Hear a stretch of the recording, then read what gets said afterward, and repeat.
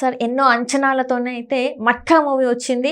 అంటే అప్పటి 70s, 80s మధ్యలో జరిగిన ఒక స్టోరీని, అంటే రియల్ స్టోరీ కాకపోయినా గూడా అప్పుడు ఆ టైంలో ఈ గేమ్ ఏదైతే ఉందో ఇలా బాగా ఫేమస్ అయింది అనే దాన్ని తీసుకొని సినిమా తీశారని జెప్పేసి మనకు చాలా సార్లు చెప్పారు. సో, ఈ సినిమా మరి ఎలా ఉంది సార్?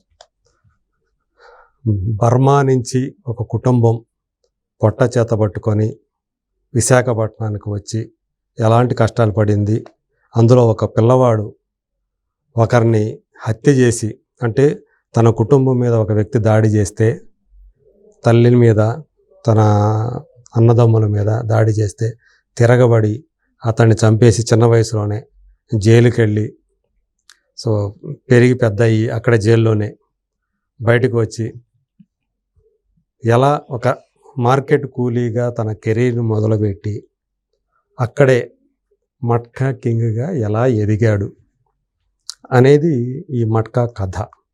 సో కరుణ కుమార్ గతంలో ఆయన 3 సినిమాలు డైరెక్ట్ చేశాడు. అందులో పలాస 1978 అనేది ఫస్ట్ ఫిలిం. అది బాగానే ఆడింది, మంచి పేరు సంపాదించింది ఆయనకి పలాస బ్యాక్డ్రాప్లో. తను కూడా ఆ ప్రాంతానికి సంబంధించినవాడే. రెండవ cinema Sridevi soda center, Sudheer Babu. అది కమర్షియల్గా ఆశించిన రీతిలో ఆడలేదు, కానీ అతనికి డైరెక్టర్గా పేరు తెచ్చింది. మూడో సినిమా కళాపురం అని ఒకటి తీశాడు. అది ఓటీటీ సినిమా, థియేటర్లో రిలీజ్ అవ్వాలి. దానికి అసలు ఆ సినిమా వచ్చినట్టుగా కూడా చాలామంది జనానికి తెలియదు, అది వేరే విషయం. సో ఇప్పుడు మళ్ళీ మట్కా అనే ఒక వరుణ్ తేజ్ తోటి ఒక మొదటి 2 సినిమాలతో పోలిస్తే ఒక బెటర్ హీరో కదా, మార్కెట్ పరంగా ఒక బెటర్ హీరోని సంపాదించుకున్నాడు. సో మట్కా అంటే ఖచ్చితంగా ఇంట్రెస్టింగ్ స్టోరీ. ఈవెన్ ఆ టైంలో దావూద్ ఇబ్రహీం లాంటి ఏదైతే మాఫియా డాన్ ఉన్నాడో, సో ఆ డాన్కు కూడా కనెక్షన్ ఉన్నటువంటి టైం అనమాట. అంటే యాక్చువల్గా ఇది పార్టిషన్ తర్వాత బర్మా, అంటే 1940s చివర 50s మొదట్లో అనుకుంటా. అప్పటి నుంచి 1982 దాకా జరిగే కథ ఇది. సో అందులో వాసు అనే ఆ కుర్రాడు తను జైలు నుంచి బయటకు వచ్చిన తర్వాత, అంటే జైల్లో ఉన్నప్పుడు కూడా చిన్నప్పుడే అక్కడ ఉండే జైలర్ నారాయణమూర్తి, అతనికి పేరు యాక్టర్ రవిశంకర్ ఆ క్యారెక్టర్ చేశాడు, సాయి కుమార్ తమ్ముడు. సో అతను ఎలా ఈ పిల్లవాడిని ఉపయోగించుకుని అతను ఎలా డబ్బు సంపాదించుకున్నాడు. అక్కడ పోటీలు పెట్టేది, కొట్లాటలు పెట్టేది. ఆ కొట్లాటల్లో ఎవరు గెలిస్తే వాడికి డబ్బులు ఇచ్చేది. అట్లా తను సంపాదించుకునేది. అట్లా అతనికి బాగా డబ్బులు సంపాదించబెట్టే ఒక పనిముట్టులాగా అవుతాడు వాసు. సరే, బయటకు శిక్షాకాలం పూర్తయి బయటకు వచ్చినప్పుడు నీకు ఎప్పుడైనా అవసరమైతే నన్ను పిలువరా, నేను వస్తాను అని చెప్పి అతను చెప్తాడు. ఆ జైలరు ఇతను వస్తాడు. ఇతను మరి హత్యా నేరం మీద జైలుకి వెళ్ళి వచ్చాడు కాబట్టి కొంచెం ఇబ్బంది అతనికి ఎవరైనా పని ఇవ్వాలంటే. సో మొత్తానికి ఒక అతను అక్కడ మార్కెట్లో, పూర్ణ మార్కెట్, అది పేరు నిజంగా ఎగ్జిస్టెన్స్లో ఉన్నది. సో ఆ పూర్ణ మార్కెట్లో ఒక కొబ్బరికాయలు ఆ దుకాణం ఏదైతే ఉందో ఆ దుకాణంలో పనివాడిగా చేరుతాడు, కూలీగా.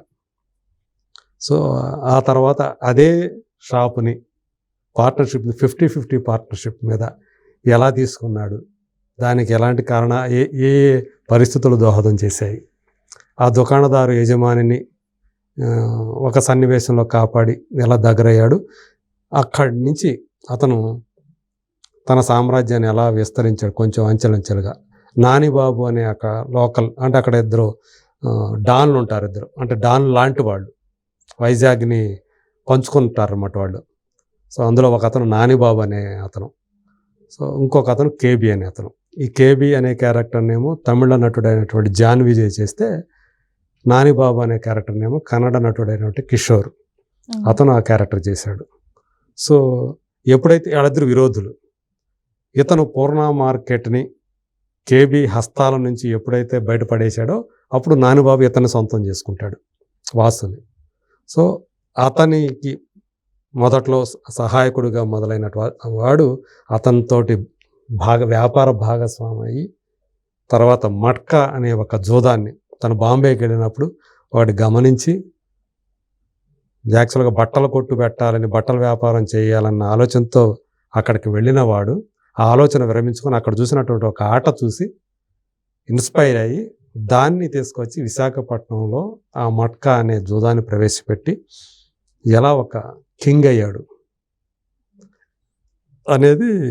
సో ఈ మధ్య ఈ కాలంలో అతనికి ఎదురయ్యే పరిస్థితులు, అలాగే అప్పుడు పరిస్థితులు ఆడవాళ్ళు కూడా ఒళ్ళొమ్ముకొని కొంతమంది వేరే దారి లేక ఒళ్ళొమ్ముకొని జీవిస్తుంటారు.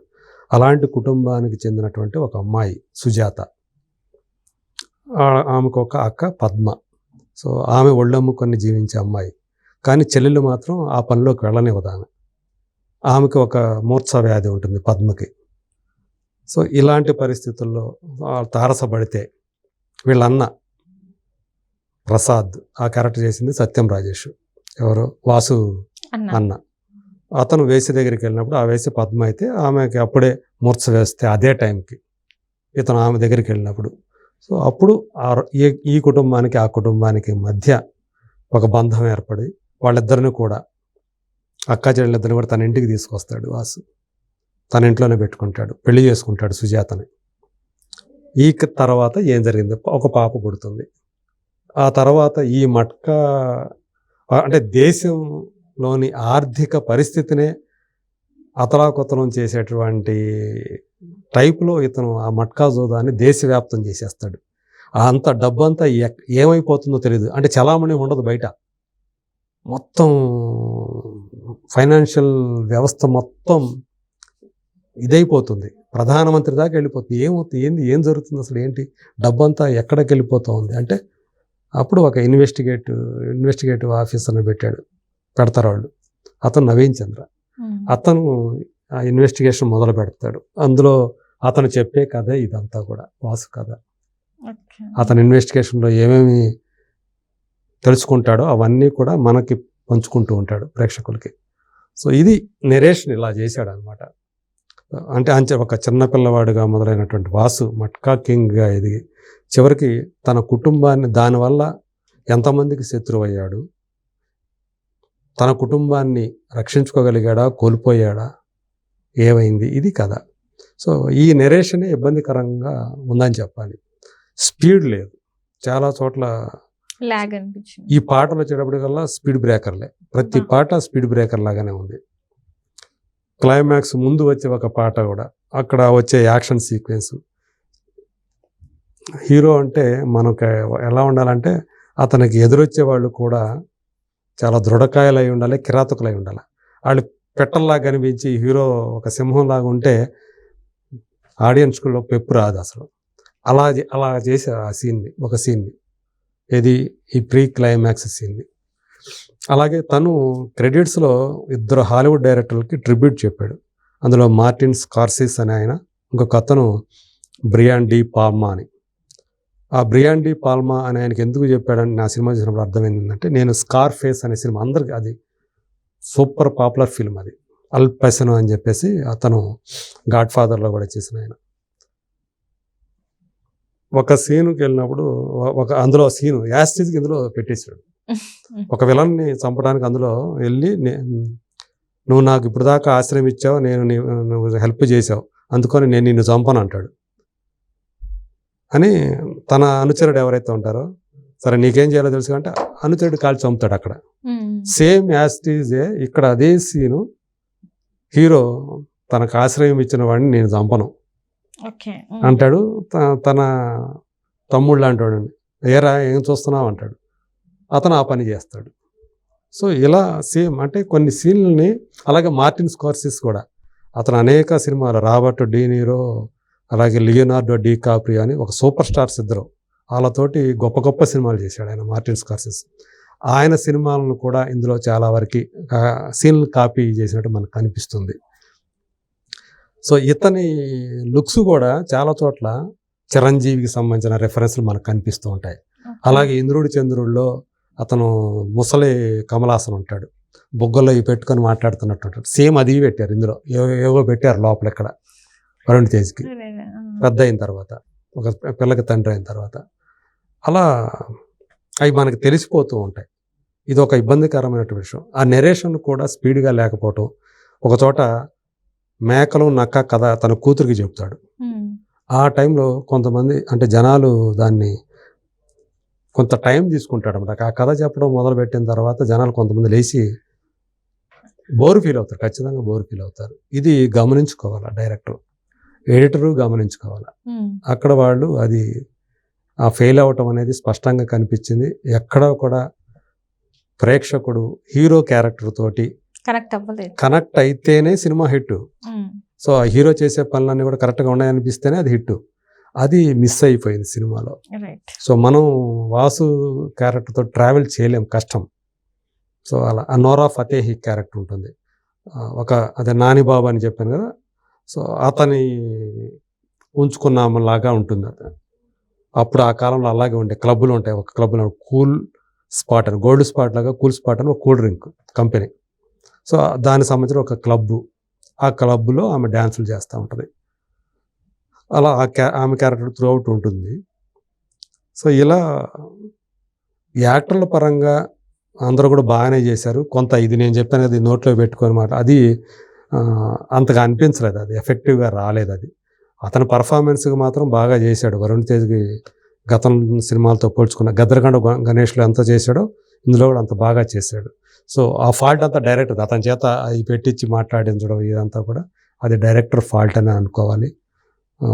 జీవి ప్రకాష్ కుమార్ బ్యాక్గ్రౌండ్ స్కోర్ బాగుంది. సాంగ్స్ మాత్రం కష్టం, ఎక్కువ అంటారా తెలుగు అసలు స్పీడ్ బ్రేకర్లే, ప్రతి సాంగ్ స్పీడ్ బ్రేకరే. అంటే కనీసం వినడానికి కూడా కరెక్ట్ ఏం లేవు అందులో. ఒక పాట ఫస్ట్లో అమ్మాయి నోరా ఫతేహి క్లబ్ సాంగ్ ఏదైతే ఉందో అది కొంచెం పర్వాలేదు కాస్త.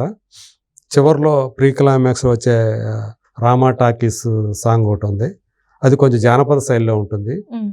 పాట బాగా ఉంది అనుకునే టైంకి తర్వాత వచ్చే వాళ్ళతో బట్టి ఫైట్ సీన్ మొత్తం దాన్ని నీరు గార్చేసింది.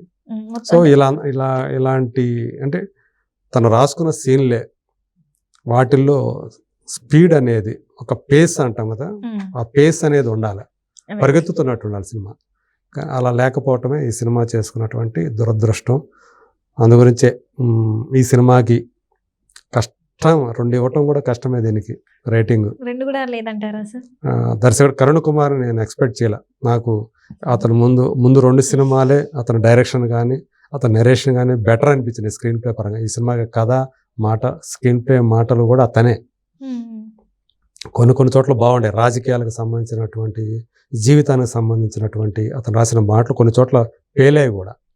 కానీ వాటి మీద ఎక్కువ కాన్సన్ట్రేషన్ పెట్టేసి ఈ కథలు చెప్పి మేకలు నక్క కథ ఇట్లాంటివన్నీ కూడా ల్యాగ్ అనిపిస్తాయి అనమాట. అవన్నీ కూడా అలాంటి వాటిని పరిహరించుకుంటే ఇంకొంచెం బెటర్ సినిమా అయి ఉండేది. ఈ స్క్రీన్ ప్లేలో స్పీడ్ తగ్గిపోయిందనే విషయాన్ని గమనించకపోవటమే ఈ సినిమా చేసుకున్నటువంటి దురదృష్టం. హీరో పాత్ర ప్రేక్షకులతోటి ఆ కనెక్షన్ పొందలేకపోవటమే, సహానుభూతి అంటాం. ప్రధాన పాత్రలతోటి ఎప్పుడైతే, ఈవెన్ ప్రధాన పాత్ర కన్నా వేరే పాత్రలతో, కీలకమైన పాత్రలతోటి ప్రేక్షకులు సహానుభూతి చెందాలి, కనెక్ట్ అవ్వాలి, అప్పుడే సినిమా హిట్ అవుతుంది. అది లేకపోవటమే ఈ సినిమా చేసుకున్నటువంటి దురదృష్టం అనండి, ఇంకోటి అనండి. సో నాకైతే ఇది కమర్షియల్గా ఆడుతుందనే నమ్మకం నాకైతే ఏ క్వశ్చన్ లేదు. కొన్ని చోట్ల మెరుపులు, మాటల మెరుపులు, పర్ఫార్మెన్స్లు అంతే ఇందులో చూడాల్సింది. అందరూ కూడా మీనాక్షి చౌదరి బాగానే చేసింది ఆ అమ్మాయి.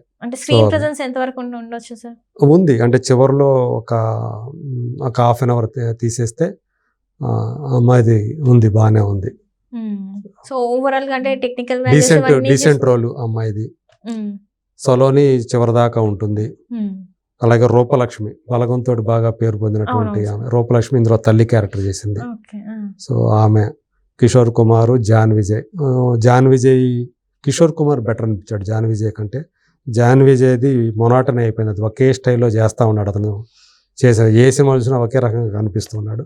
నవీన్ చంద్రకి పర్ఫార్మెన్స్కి ఎక్కువ స్కోప్ లేదు, ఇన్వెస్టిగేటివ్ ఆఫీసర్ అవటం వల్ల అతనికి స్కోప్ అనేది కలగలేదు. మిగతా వాళ్ళు సత్యం, రాజేష్ వీళ్ళందరూ ఓకే, పర్వాలేదు. ఓవరాల్ టెక్నికల్ వాల్యూస్ ఎలా ఉన్నాయి సార్? అండ్ మ్యూజిక్ అయితే జీవి ప్రకాష్ కుమార్ బ్యాక్గ్రౌండ్ స్కోర్ బాగుంది. సో పాటలు అంత ఇదిగా లేవని బాగుంది. సినిమాటోగ్రఫీ కూడా బాగానే ఉంది. ఆ కాలంని గుర్తుకు తెచ్చే విధంగా ఆ కలర్ టోన్ కూడా అదే ఉంది అప్పటిది. సో అంటే 1982లో కథ అయిపోతుంది అది. మిగతా అంతా బాగానే ఉంది. టెక్నికల్గా మాత్రం బాగుంది. ఫెయిల్ అయింది ఎక్కడ అంటే రైటింగ్, స్క్రీన్ ప్లేలో, డైరెక్షన్లో, ట్రీట్మెంట్లో డైరెక్టర్ యొక్క ఫెయిల్యూర్ ఈ సినిమాలో కనిపించింది. అంటే మీరు ఇంకా చెప్పలేదు స్టార్ ఎన్ని స్టార్స్ అదే ఇస్తారు? చెప్పిన కదా, 2 కూడా ఇవ్వటమే కష్టం. 1.5 నుంచి 2 అనుకోండి 1.5 నుంచి 2 అనుకోవాలి. అంతే. సో వరుణ్ తేజ్ గారి కెరియర్ అంటే దీనికి ఇది ఒక మైల్ స్టోన్ గా ఉంటుంది అనుకుంటే ఇది కూడా కష్టమైన అనుకోవాలి. అతను కొంచెం బ్యాడ్ ఫేజ్లో ఉన్నాడు. సో అది కానీ ఈ సినిమాతో కూడా కంటిన్యూ అయ్యేటట్లే ఉంది హీరోకి at the same time director కి కూడా ఇది కొంచెం కష్టం. ఇద్దరికి. Right sir, right. Thank you so much. Thank you.